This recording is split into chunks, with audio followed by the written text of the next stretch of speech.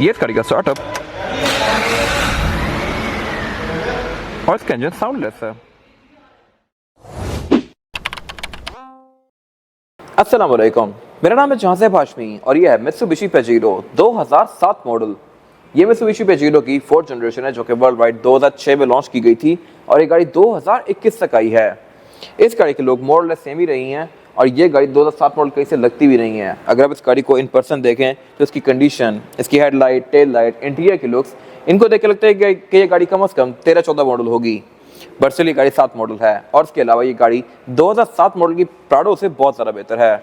अगर आप इसके साथ की प्राडो लेते हैं तो वो तो मोस्टली थोड़ा रफ हुई होती हैं, फिर उसकी कट लाइन्स वगैरह पता लगता है कि वो गाड़ी अब ऑब्सोलीट हो चुकी है, जबकि इस गाड़ी में ऐसा नहीं है। और इसके अलावा इसकी ड्राइव भी बहुत ज़्यादा स्मूथ है। फिर इस गाड़ी का बोनेट भी एल्यूमिनियम की फिनिश में आता है जो कि काफ़ी लाइट वेट है। इसमें ऐसी बहुत सारी चीज़ें हैं जो कि इंटरेस्टिंग हैं और वो सारी मैं इस रिव्यू में कवर करने वाला हूँ, तो ये रिव्यू एंड तक देखिएगा। खैर, अगर बात कीजिए स्पेसिफिक गाड़ी की तो इसकी डिमांड 1,35,00,000 रुपए है।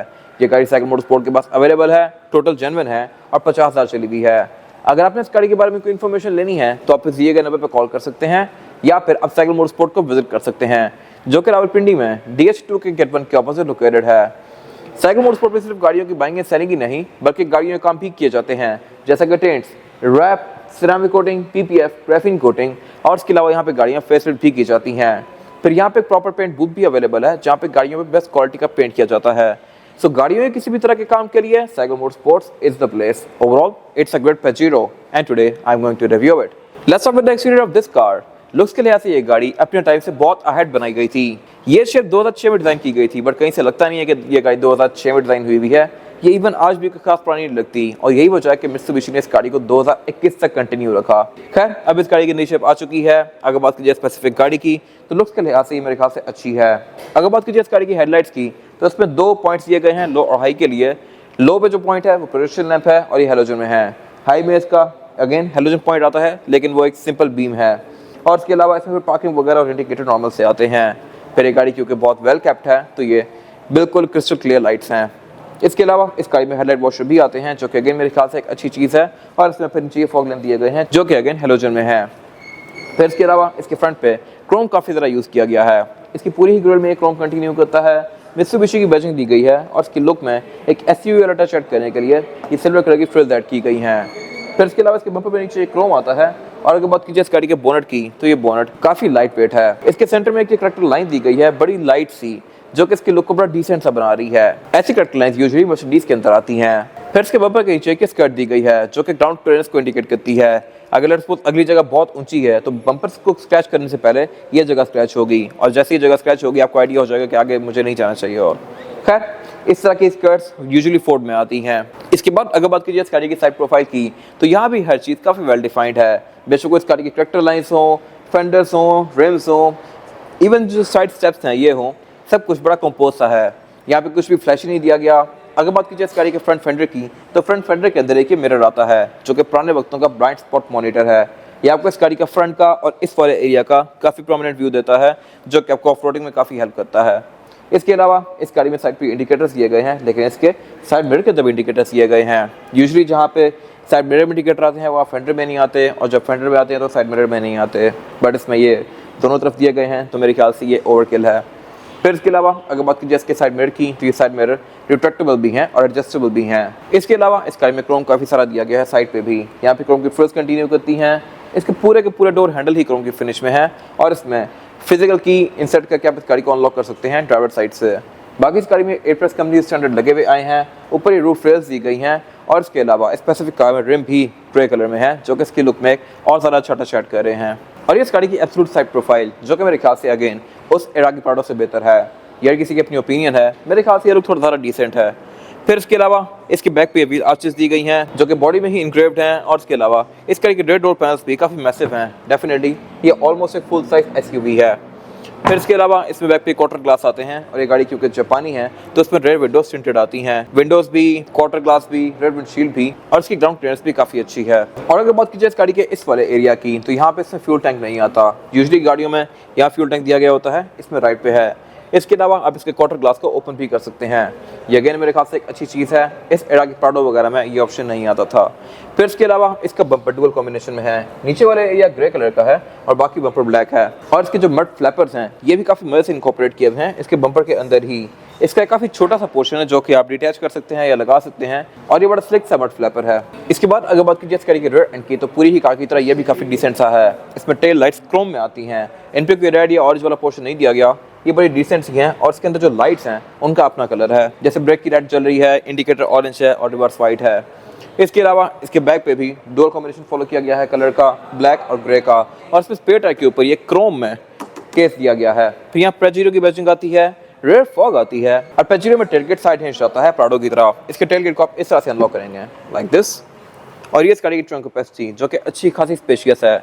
आप यहाँ पे 4 से 5 लोगों का लगेज आसानी से रख सकते हैं, लेकिन अगर आपने यहाँ पे और सामान रखना है तो आप इसकी सेकंड रो सीट्स को भी फोल्ड कर सकते हैं। फिर इसके अलावा इस गाड़ी को देख के कहीं से नहीं लगता कि ये गाड़ी 7 सीटर होगी या 6 सीटर होगी, लेकिन ये है। इसमें थर्ड रो सीट्स भी आती हैं जो कि इस मैट को हटा के, इस लिड को हटा के आप इसके नीचे से निकाल सकते हैं। यहाँ पर एक प्रॉपर सीट दी गई है जो कि घूम के ऊपर निकलती है, और फिर यहाँ पे 1 या 2 और लोग बैठ सकते हैं। फिर इसके अलावा इसकी ट्रंक के अंदर फीचर अच्छे दिए गए हैं, यहाँ पर 12 वोल्ट के पावर आउटलेट दिए गए हैं, और इसके अलावा यहाँ पर कप होल्डर्स वगैरह दिए गए हैं, और इसका टूल किट भी यहाँ पे आता है। फिर आप इसके स्पेयर टायर को भी अनस्क्रू करने के लिए इसी एरिया को ओपन करेंगे। इसके अलावा स्पेसिफिक कार में फिर ये प्रॉपर सनशेड्स लगे हुए हैं, और इसके बैक पे इसके अलावा एक रेड विंडशील्ड वाइपर भी आता है, स्पॉइलर भी आता है, ब्रेक लैंप भी आता है, और विंडशील्ड वॉशर भी आता है जो कि स्पॉइलर के नीचे ही छुपाया हुआ है।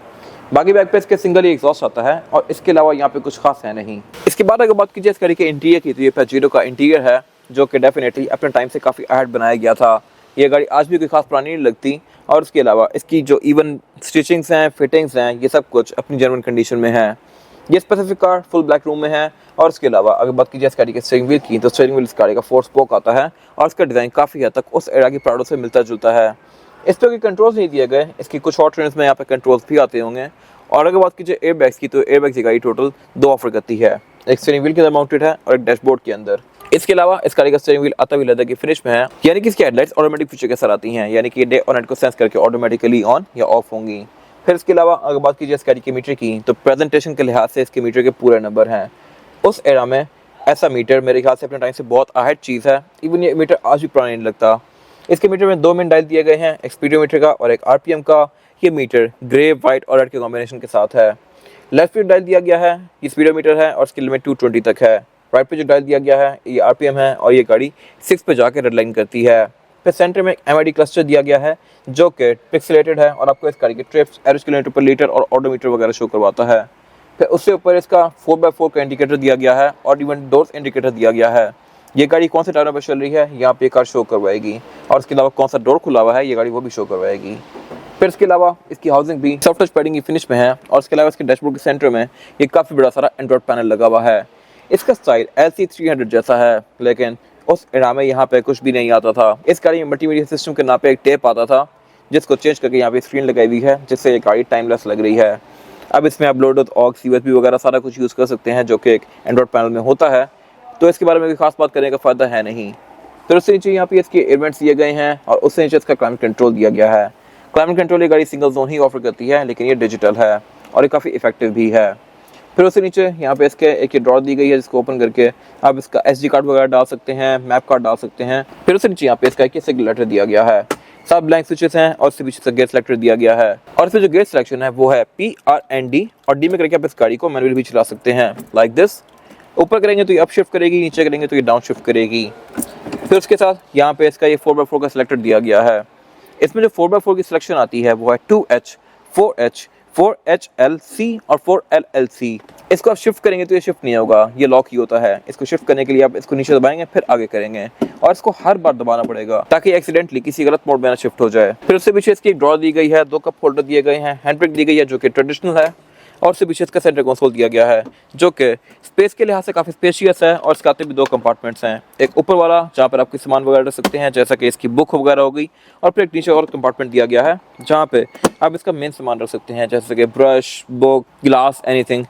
फिर इसके अंदर एक पावर आउटलेट भी दिया गया है। इसके बाद अगर बात की जाए इस गाड़ी की सीट्स की, तो सीट्स स्पेसिफिक कार में फैब्रिक की फिनिश में है। इसकी डोर्स में भी वही फैब्रिक दिया गया है, लेकिन इस गाड़ी में ये पोस्टर चढ़ाए हुए हैं लेदर के।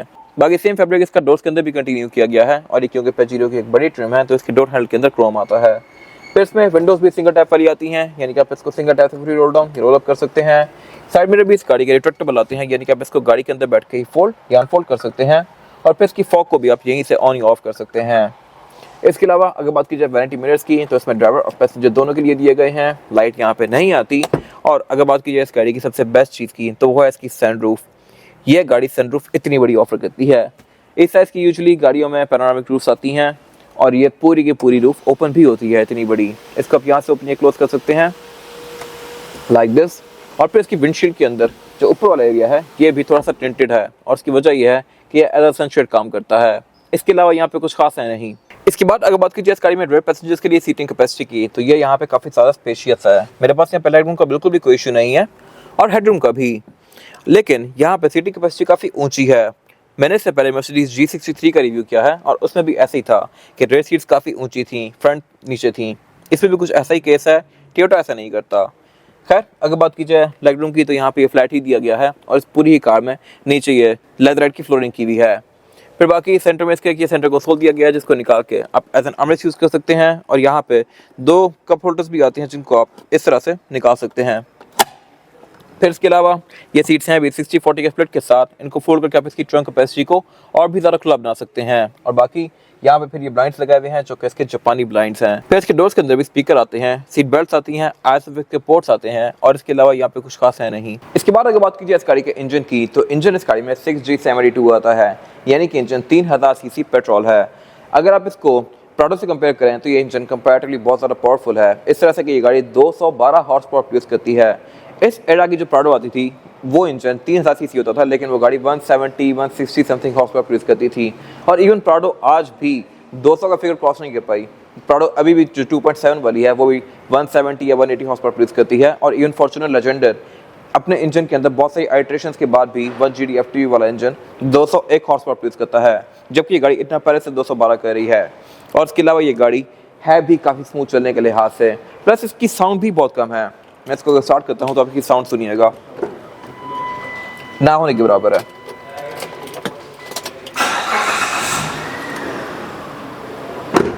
अभी गाड़ी स्टार्ट करी हुई है और इसका इंजन आइडल भी 0.7 या 0.8 RPM पे करता है। अब इसका फ़ैन ऑन हो गया है बट चलिए कोई खास शोर नहीं करी। जैसे ही फ़ैन ऑफ होगा तो ये काफ़ी हद तक साइलेंट हो जाती है। फिर इसके अलावा ट्रांसमिशन इस गाड़ी में ऑटोमेटिक आती है। ये गाड़ी आपको विदिन सिटी तकरीबन 6 से 7 तक की एवरेज दे सकती है डिपेंडिंग अपॉन ड्राइविंग पैटर्न, अगर आप इसको सही टिका के यूज़ करें। अगर आप इसको प्यार से चलाएंगे तो ये गाड़ी 8-9 तक भी जा सकती है और अगर आप इसको बहुत ही ज़्यादा सुकून से चलाते हैं या लॉन्ग पे लेके जाते हैं तो ये गाड़ी 13-14 भी जा सकती है डिपेंडिंग अपॉन ड्राइविंग पैटर्न। बाकी ये इंजन है भी 4x4 और इसके अलावा इसके बोनट के अंदर इंस्टॉलेशन भी दी गई है। और बोनट के बारे में एक और मज़ेदार फैक्ट है और वो फैक्ट ये है कि इसका बोनट एल्यूमिनियम की फिनिश में आता है। इसका अगर मैं स्टैंड उतारता भी हूँ तो मैं इसके बोनट को लिटरली एक आधी फिंगर से भी हैंडल कर सकता हूँ, जबकि फॉर्च्यूनर या प्राडो के बोनट इससे बहुत ज़्यादा भारी आते हैं। इसके बाद अगर बात की जाए इसका टायर साइज़ की तो टायर साइज़ जो आता है इसमें यह है 265, 60 और 18। ये 18 इंचेस का रिम है जो कि पाउडर फिनिश के साथ ग्रे कलर में है। ये इसकी लुक को काफ़ी अच्छा बना रहा है। और इसके अलावा टायर भी इस गाड़ी में योकोहामा जियोलैंडर है जो कि एक ऑल टेरेन टायर है और ये टायर ऑलमोस्ट न्यू ही है, तो ये आपको तकरीबन 30-40 हज़ार किलोमीटर तक एक अच्छी राइड प्रोवाइड करेगा। बाकी सस्पेंशन के लिहाज से भी ये गाड़ी काफ़ी सॉफ्ट है और इंजन भी क्योंकि इस गाड़ी का काफ़ी स्मूथ है तो इसका ड्राइविंग एक्सपीरियंस कंपैरेटिवली प्राडो से काफ़ी बेहतर है। फिर ये गाड़ी ऑल व्हील डिस्क ब्रेक भी ऑफर करती है, यानी कि इसमें फ्रंट पे और बैक पे डिस्क ब्रेक दी गई हैं जो कि इसकी ड्राइविंग को और ज़्यादा अच्छा बनाती हैं। ये था आज का रिव्यू। अगर आपको रिव्यू पसंद आया है तो इस रिव्यू को लाइक कीजिए, मेरे चैनल को सब्सक्राइब कीजिए और अगर आपके पास गाड़ी से रिलेटेड कोई भी राय है तो उसको कमेंट सेक्शन में शेयर जरूर कीजिएगा ताकि वो लोग जो ये गाड़ी लेने वाले हैं वो आपकी राय से फ़ायदा उठा सकें। अपना ख्याल रखिएगा। Thank you.